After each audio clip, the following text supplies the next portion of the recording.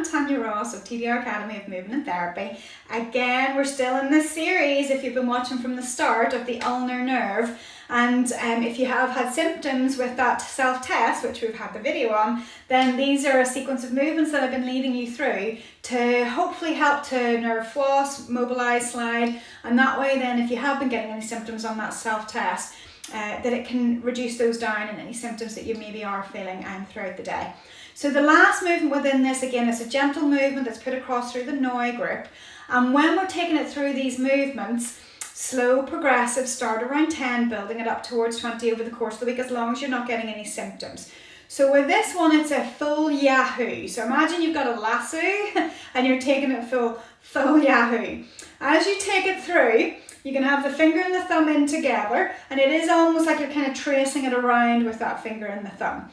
Doesn't matter if there's a little bit of other movement going on, you can put heart and soul into it.